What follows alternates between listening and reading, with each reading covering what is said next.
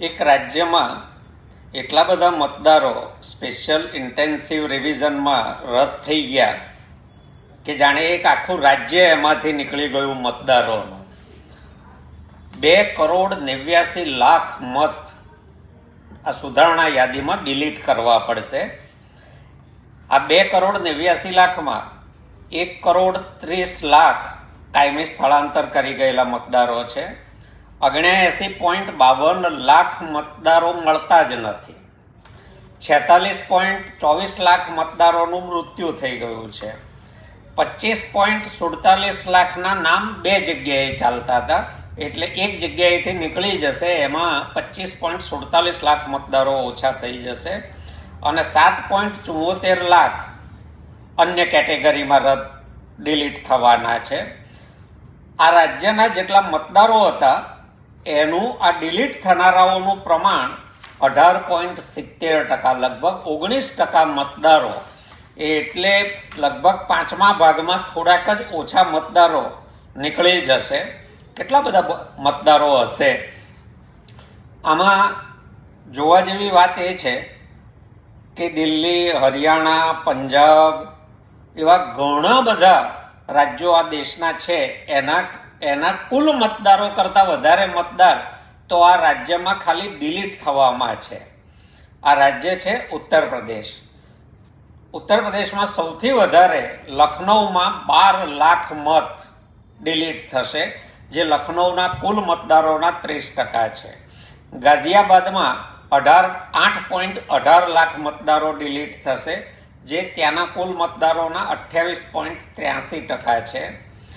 કાનપુર નગરમાં 9 લાખ મત ડિલીટ થશે, જે 25.50% ત્યાંના કુલ મતદારોના થાય. મેરઠમાં 6.65 લાખ મત ડિલીટ થશે, જે ત્યાંના મતદારોના 24.66%, એટલે ચોથો ભાગ થયો. પ્રયાગરાજમાં 11.56 લાખ મતદારો ડિલીટ થશે, એટલે કે 24.64 લાખ. ગૌતમ બુદ્ધ નગરમાં 4.47 લાખ મતદારો ડિલીટ થશે, 23.94% થાય છે.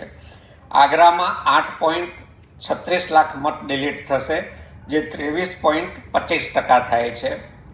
ઉત્તર પ્રદેશના કુલ મતદારો રિવિઝન પહેલા 15,44,00,000 હતા. આ રિવિઝન પછી એ ઘટીને 12,55,00,000 થશે. 30%, 28%, 25%, 24%, 23%, 23%, ચોથા ભાગથી લઈને 5મા ભાગ સુધીના મતદારો બોગસ હતા. અને આ એવી સીટો છે જ્યાંથી ભાજપ જીતીને આવે છે. ભાજપ કોના મતોના સહારે જીતતું હશે? અને આમાં સૌથી મહત્વનો સવાલ એ છે કે એકવાર રિવિઝન પતી જાય, મતો રદ થઈ જાય, પછી નવેસરથી નવા મતદારો ઉમેરવાની જે પ્રક્રિયા ચાલુ થશે, એમાં પાછા એ ગણતરીપૂર્વક પોતાના મતદારો ઉમેરી તો નહીં દે ને. એ જીતીને કોના મતના આધારે આવ્યા હતા? સવાલ તો એ થવો જોઈએ કે આ 30% જે ડિલીટ થવાના છે એ પૈકીના એ છેલ્લી ચૂંટણીમાં કેટલાએ મતદાન કર્યું હતું. આ 2,89,00,000 મતદારો જે ડિલીટ થવાના છે, એમાંથી કેટલા મતદારો ગઈ ચૂંટણીમાં મતદાન કરી ગયા હતા, એ તપાસ ચૂંટણી પંચે ના કરવી જોઈએ. ભાજપની જીતનો મોટો આધાર તમને ખબર છે શેના ઉપર છે? અને આ કસરત પછી ફરીથી પાછી એ કસરત ના થાય તો જ દેશમાં લોકશાહી બચશે. નહીતર હવે ચૂંટણી લોકપ્રિયતાની નહીં, લોકો માટેના કામોની નહીં, માત્ર પૈસાની અને મેનેજમેન્ટની રમત બનીને રહી જશે. અને સરમુખત્યારશાહી આ રીતે જ આવતી હોય છે.